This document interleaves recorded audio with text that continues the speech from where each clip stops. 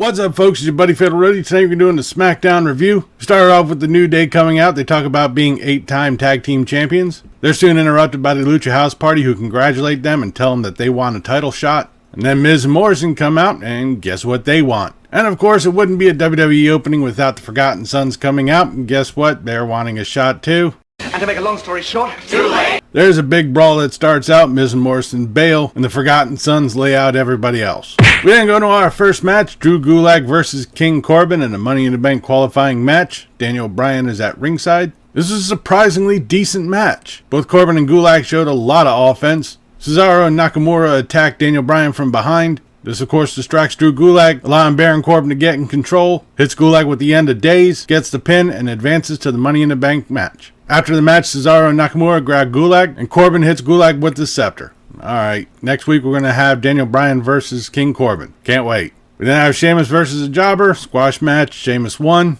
Then we got Miz and Morrison versus the Lucha House Party. This is a match. I really lost interest in this whole thing, but surprisingly, Lucha House Party did win, pinning the Miz. What? Shocking, I know. Then we got Sasha Banks versus Lacey Evans in a Money in the Bank qualifying match. Bayley's going to be at ringside. Sasha Banks comes out holding a fan with Lacey Evans' daughter on it. Sasha Banks starts working on Lacey Evans' arm, which was injured after being slammed into a post. There was a lot of action through this whole match. At one point, Bayley was distracting the referee as Sasha Banks had Lacey Evans rolled up. Probably could have been for a 5 or a 6 count. And of course, Lacey Evans kicks out. She hits a woman's right onto Banks, gets the pin to advance in a Money in the Bank match. As Sasha Banks and Bayley are walking up the ramp, Tamina's music hits. She comes out, super kicks Bayley, and walks off. I honestly thought they were going to have Sasha Banks win it, and then conversely win it at Money in the Bank so she would hold on to that contract, still being a friend to Bayley, but just holding that thing over her head, just giving her a bunch of paranoia. We then have a total waste of time showing the history between Bray Wyatt and Braun Strowman. They're running the narrative that Braun Strowman turned his back on the Wyatt family when it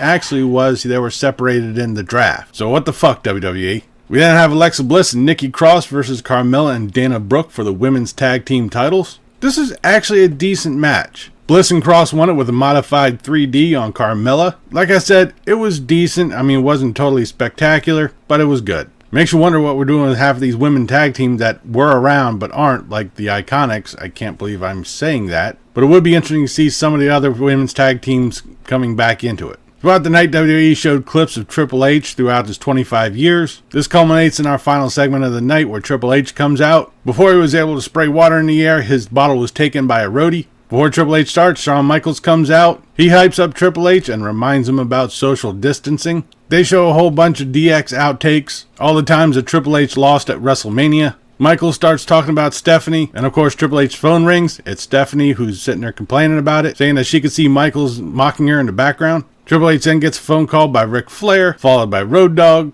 Then, surprisingly enough, Vince McMahon comes out. He's standing up at the top of the ramp, congratulates Hunter on 25 years, picks on him a little bit. McMahon tells Hunter that he loves him. Shocker, don't even think I've ever heard those 3 words come out of his mouth. Picks on him some more, tells Triple H, let's wrap this up, walks out back. Then all the lights start turning off, and we end tonight's SmackDown. Tonight's SmackDown was okay. The usual opening where we have nothing but talking, everybody coming out, everybody and their mother wants a title shot, then we have a big fight. Okay, we rinse, lather, repeat. We've seen it 10,000 times. Most of the matches were good, but then we just drug out on the ending. Alright, cool. Triple H has been around for 25 years. We didn't have to take that long for the final segment of the night. And I highly doubt that Vince McMahon is going to see this, but I will continue to say, just put this shit on pause until all of this virus scare gets blown over. Your fans aren't going to go anywhere. The people that like wrestling, people like WWE, we're all going to be here. You know, just because you take a break doesn't mean the whole world's going to fucking end. But that'll do it for this episode of SmackDown Review. Leave a comment down below what you thought of tonight's SmackDown, what you thought about this video. If you liked it, please give me a thumbs up. Don't forget to share and subscribe. I've been Fatalroadie. You've been awesome. Thank you very much for watching. And remember, if it's too loud, you're too old. See ya.